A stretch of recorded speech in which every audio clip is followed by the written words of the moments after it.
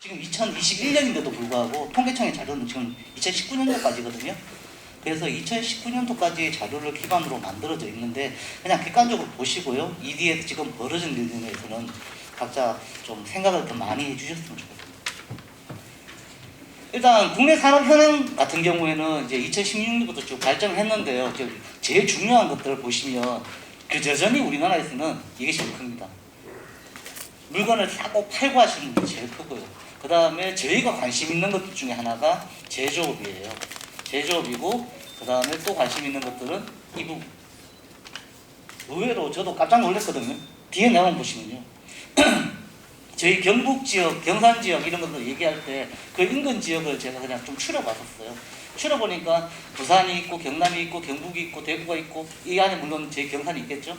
그렇게 이렇게 쭉 발전하고 있는데 발전하는 형태는 이렇게 언제나 되지만 쭉 지속적으로 발전하고 있습니다. 그런데 특징적인 것이 여기 보시면요. 그 기업당 매출액을 한번 조사를 해봤는데요. 저 전국적으로 있는 그 저희가 아까 말씀드린 부산이나 이런 데 통계적으로 내놓는 것들이 있는데 울산이 매출액이 높아요. 종사자 수도 높아요. 이것들은 진짜 현재 있는 상황이라고 보시면 됩니다. 달리 얘기 드릴 건 아니고요. 우리 경북 지역 산업 현황 같은 경우에도 지금 경북 안에서도 이렇게 발전하고 있거든요. 그런데 각각 산업들이 발전하고 있는데 가장 중요한 것들은 사업체에 대비해서 매출액이나 종사자들이 가만 보면 올라간다, 내려간다 이렇게 자꾸 변화가 생깁니다. 아마 2019년도 이후에 코로나 이후에 아마 이 매출이라든지 종사자 수는 급격하게 줄었지 않을까라고 지금 추측하고 있습니다. 경산 내용인데요. 경산에 이제 20년치 내 자료를 모아봤는데요. 가장 큰 자료가 아까 말씀드린 도매소매예요. 왜냐하면 경산이 왜 도매소매업이 많이 발전했는지라는 이유를 아실 거예요. 인근에 있는 지자체들이나 다른 지자체들의 자료를 넘기고 뭐 판매를 하고 이런 것들이 있고요. 그 다음에 음식점 높아요. 그 다음에 제조, 그 다음이 서비스 이렇게 이런 데거든요. 좀 유심히 보셔야 될 것들이 이렇게 낮게 있다가 올라온 것들이 있어요. 그러니까 임대 서비스라든지 정보통신이라든지 이런 것들이 아주 미비하지만 아직은 좀 더 성장할 가능성이 있지 않을까 보입니다. 그리고 이제 요거는 이제 종사자 현황입니다. 아까 앞에서 말씀드렸던 요 페이지 같은 경우에는 실제로 사업체 수고요.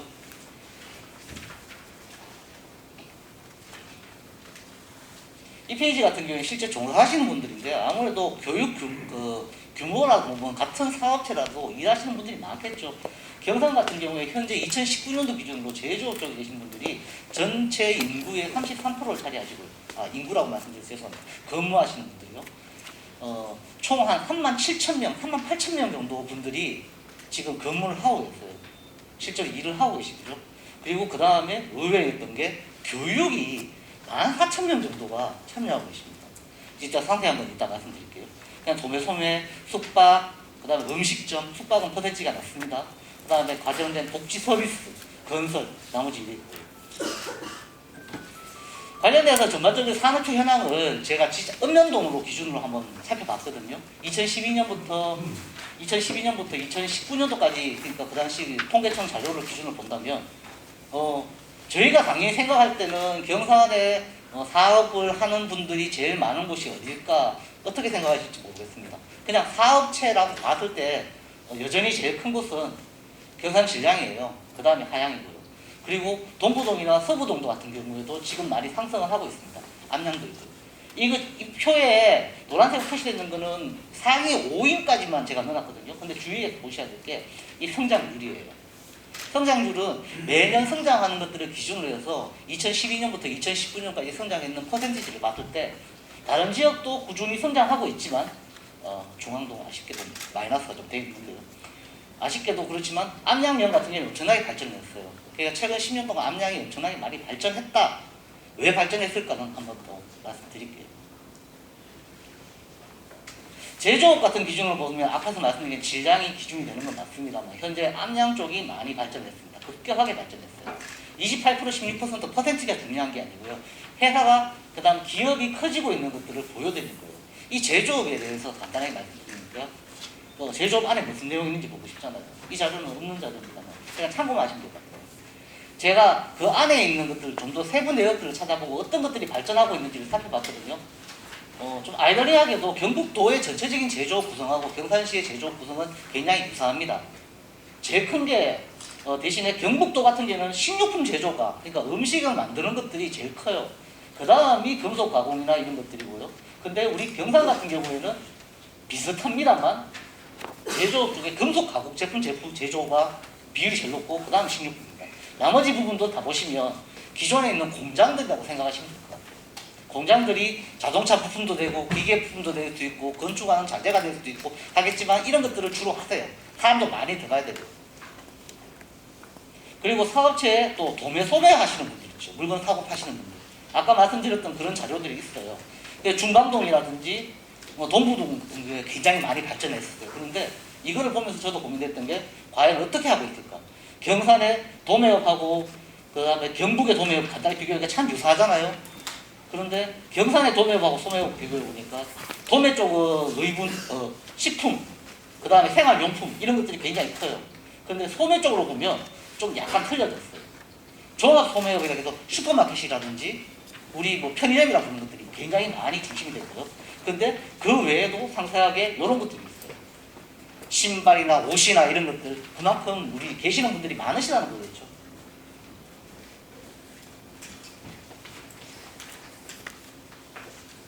자, 그 다음에 이제 숙박 음식점 이거 제가 정말 고민됐거든요. 자료 보면서 통계청 자료에는 숙박 음식업이라고 되어 있어요. 그래서 숙박 음식업 많이 하는 걸 찾아보니까 동부동이나 북부동이나 서부동이나 그 다음에 이제 하양이 많더라고요. 왜 많을까? 하양에는 대학이 있어서 대학생들이 묵고 자는 그런 원룸이나 이런 것들이 많아서 라고 생각을 했거든요. 그래서 한번 찾아봤죠. 근데 의외로요. 경산에 제일 많은 거 음식점이에요. 거의 3,000개 가까이 식당이.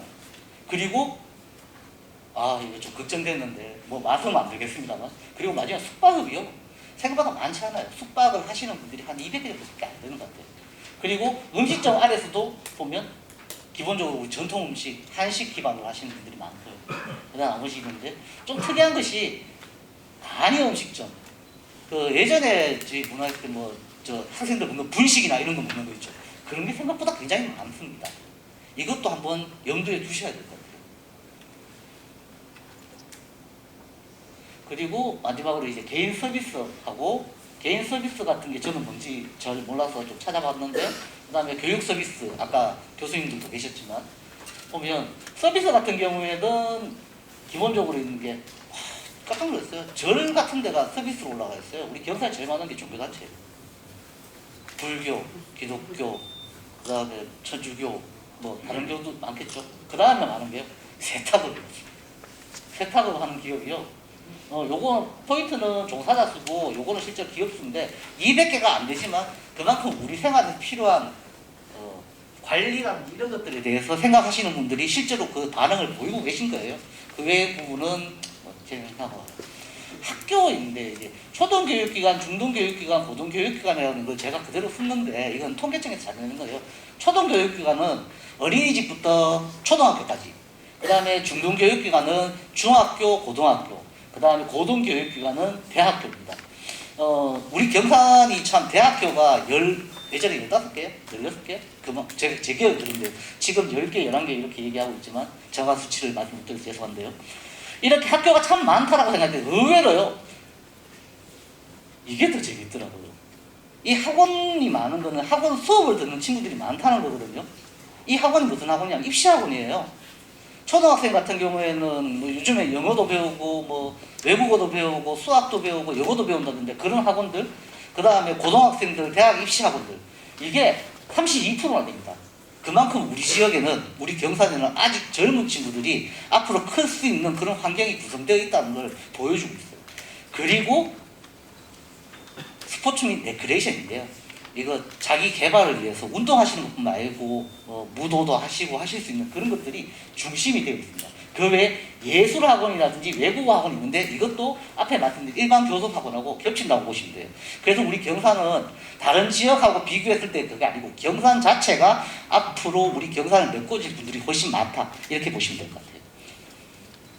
이렇게 해서 간단하게 통계청 자료를 포함해서 제가 말씀을 드렸고요. 지금 현재 경산 일반 현황 같은 경우는 쭉 아실 거예요. 근데 제일 이슈가 되는 것 중에 하나가요. 저도 질량공단 안에 있지만 이거예요. 하이패스 IC가 2024년도에 예정되어 있다. 요것만 알아두시고요. 그 다음 산업단지 관련돼가 지금 현재 계속 늘어나고 있죠. 경산 1산업단지부터 3단지까지 있고 4단지 지금 만들어가 올해 지금 입주 진행 중인데 생각보다 안 되고 있어요. 그래도 지식산업단지라든지 화장품 특화단지라든지 이런 것들이 만들어지고 있는데 특히 지식서비스 R&D 지구가 대학들을 연계해서 만들려고 굉장히 고민을 많이 하셨거든요.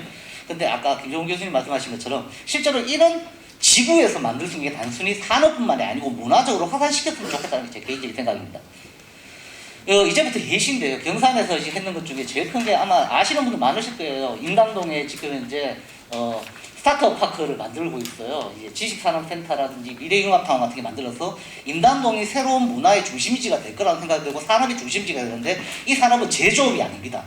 제조업이 포함되어 있지만 서비스를 개발하고 전산적으로 할 수 있는 기업들이 모여서 얼마 정도? 저도 깜짝 놀랐어요. 스타트업 200개 정도를 입주시키겠대요. 근데 200개 기업이 있는지는 모르겠어요.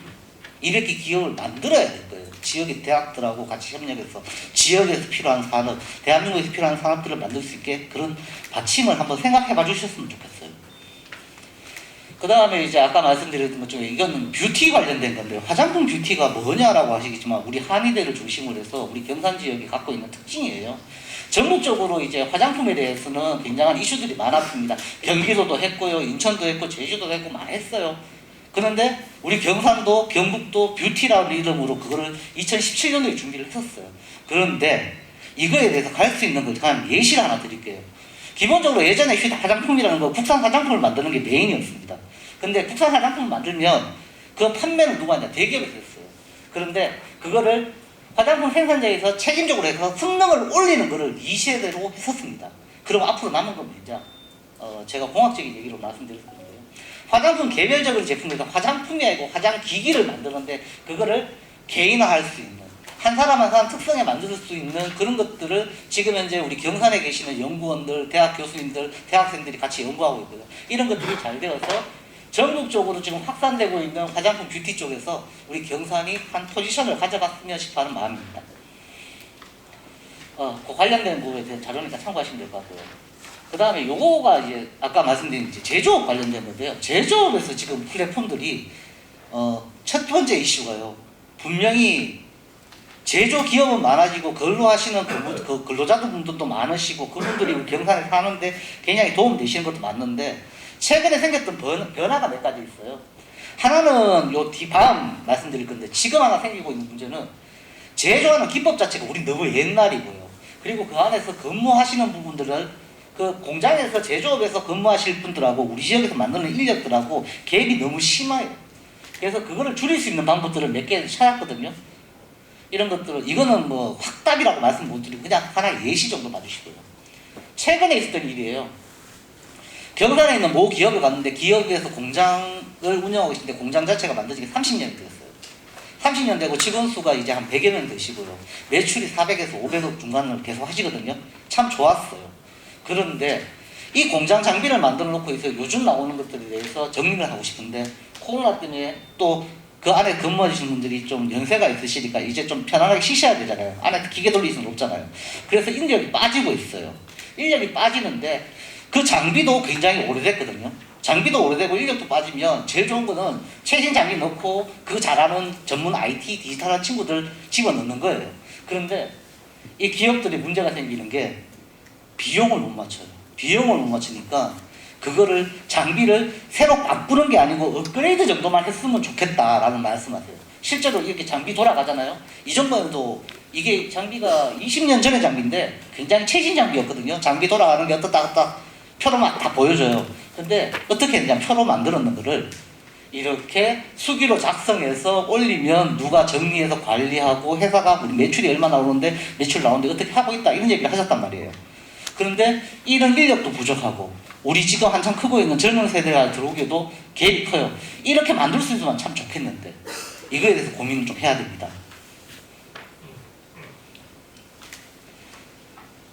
그리고 이제 또 대학에서 이제 각종 인력 양성하고 지역에 있는 제조업이라든지 생산업이라든지 아니면 다른 산업에 연계시키기 위해서 원래 이제 국가에서 만든 링크 사업이라는 게 있었어요. 그리고 그 우리 경산에 있는 대학들이 큰 축을 차지하고 있는 대구 경북 인력 양성 사업, 휴사 사업이 있었어요.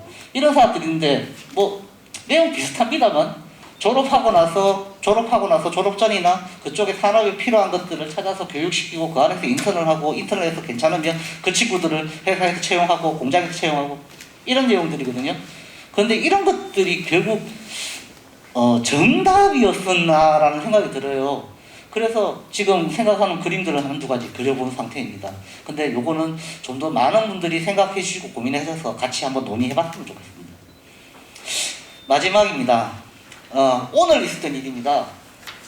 뉴욕대 출신의 성소라라는 젊은 여자 교수님이 얘기하신 게 있어요. 그분이 얘기하셨는데 지금 예전에 있던 거는 인터넷이라는 거였고요.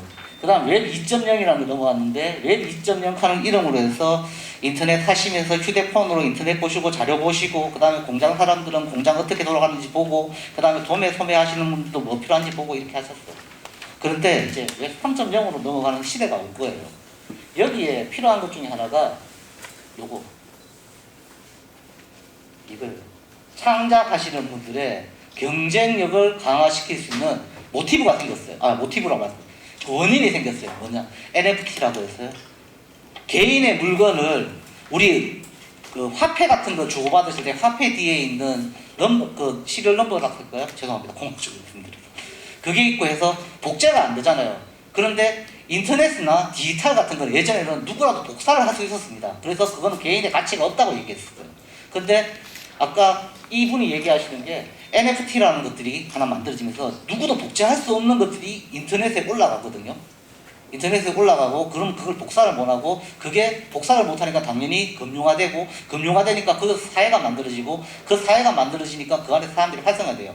뭐가 좋냐고요? 실제로 서울 안 가도 되고 외국 안 나가도 우리 지역에서도 충분히 문화적인 것들을 만들고 그거에 대한 이익을 나눌 수가 있는 세상이 오고 있다는 겁니다. 그래서 우리 경산에서 전국적으로 경산에서 가지고 있는 제일 큰 장점이 이제까지 경험도 많으신 분들도 잔뜩 있고요. 그 다음에 새로 고민을 하고 새로 창의를 할 친구들도 굉장히 많거든요. 이런 사람들이 좀 더 멋진 세상을 만들고 그걸 디지털로 뿌릴 수 있는 그런 세상이 만들어질 수 있지 않을까라는 기대를 갖고 있습니다. 좀 부족했는데요. 많이 부족한 것 같아요. 저는 마치겠습니다. 감사합니다.